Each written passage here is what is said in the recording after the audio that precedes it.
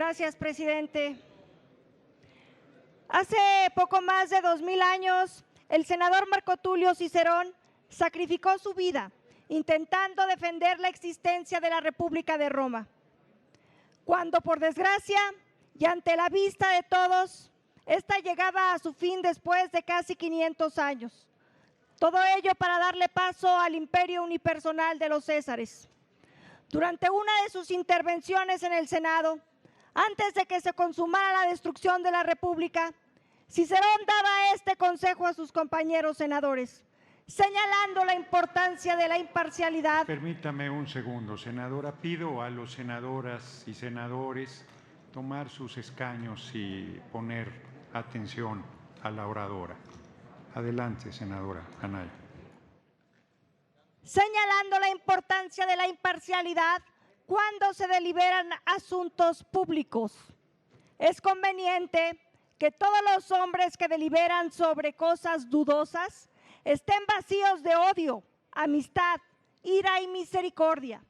No suele prevalecer el espíritu de la verdad cuando esas cosas estorban. Nadie obedece al mismo tiempo a su conciencia y a sus intereses. Nunca como en estos momentos me parecen más relevantes esas palabras, porque esa disyuntiva que planteaba Cicerón nos ilustra de forma muy clara el sentido de nuestro deber como representantes populares. ¿Qué buscar? ¿Lo que dicta el mandato de nuestra conciencia o lo que dictan nuestros personal o el bien de la República? De esas dos muertes, la de Cicerón y la de la República de Roma, hay muchas lecciones y advertencias que debemos aprender, porque las estamos repitiendo. Veo representada la muerte de Cicerón en la irrelevancia política que muestran los senadores que se entregaron al poder. Y veo la muerte de nuestra propia República en la votación a favor de desmantelar al Poder Judicial. Esto lo hará una mayoría muy artificial, porque la decisión electoral del pueblo para el Senado es de que hubiesen 45 senadores y senadoras opositoras al régimen.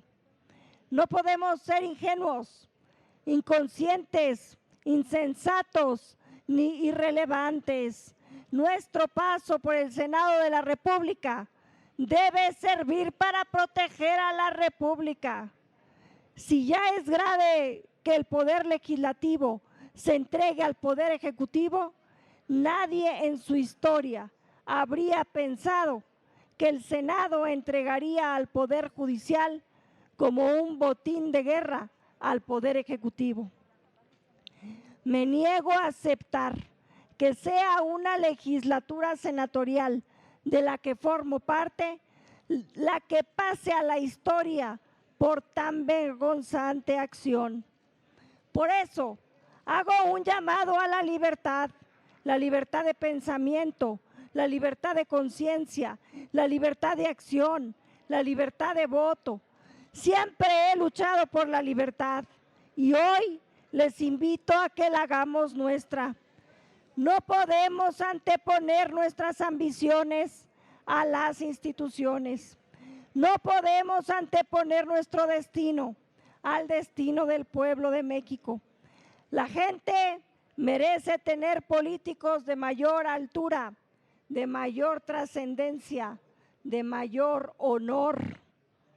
La Declaración de los Derechos del Hombre y el Ciudadano de 1789 establece en tu artículo 16 que toda sociedad en la cual la garantía de los derechos no esté asegurada, ni la separación de poderes establecida, no tiene constitución.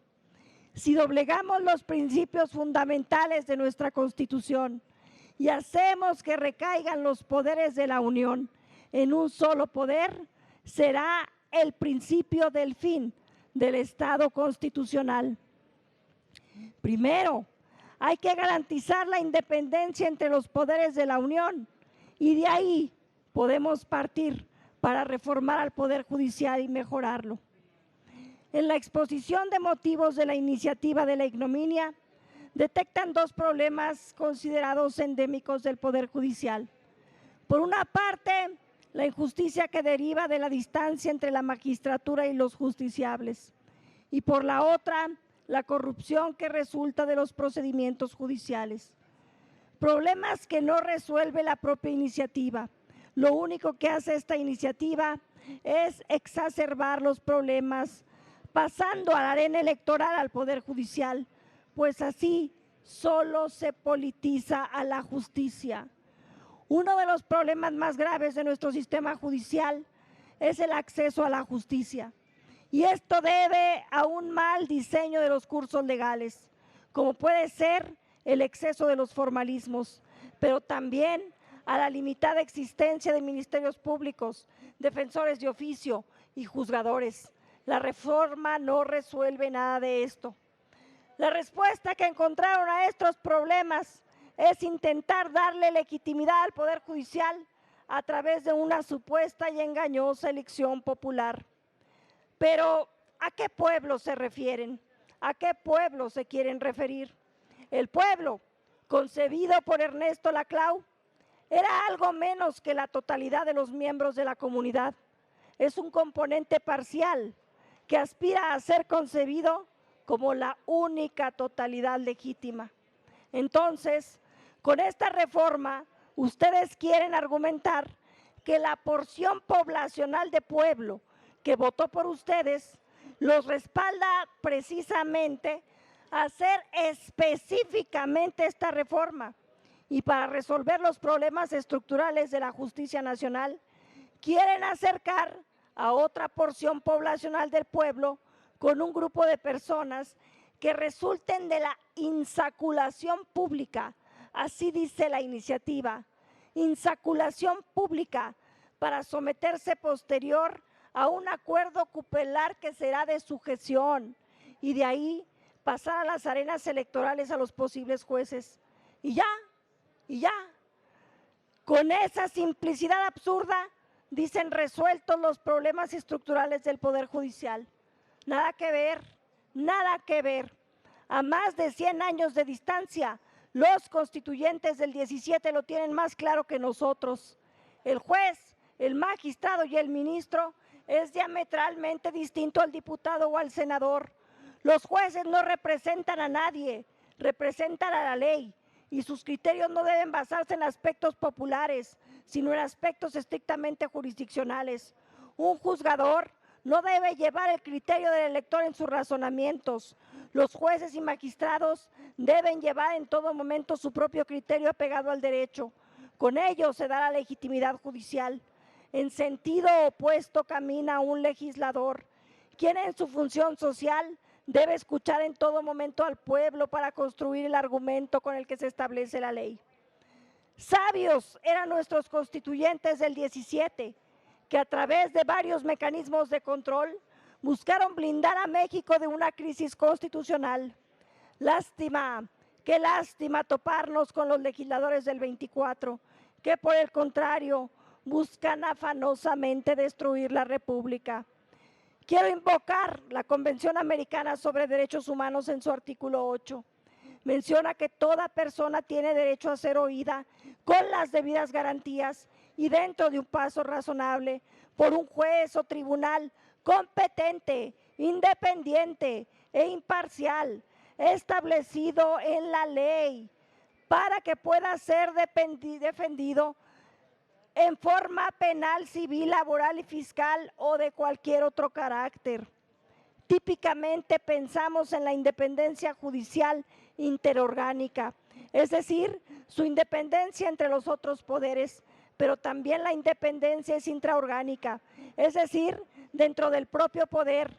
Luego entonces, las excesivas facultades marcadas en el artículo 100 para el tribunal disciplinario generan que el tribunal sea inquisitorio y por tanto una antinomia constitucional con el artículo 16 y resulta también inconvencional con el Pacto de San José. Según nuestro propio artículo primero constitucional, no podemos apartarnos de esos criterios de derechos humanos. el Tribunal Disciplinario y sus facultades van en contra de varias sentencias internacionales. Se violenta el derecho de la independencia del juzgador.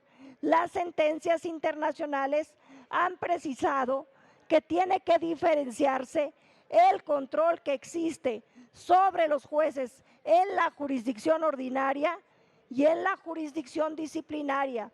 Así pues, ningún juzgador es inmune a sus conductas, pero debe de ser siempre inmune a sus sentencias, para las cuales debe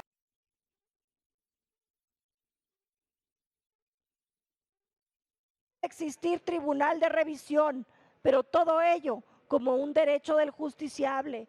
Ojo, hay varias sentencias de la Corte Interamericana de Derechos Humanos contra los Estados parte por violar estos preceptos.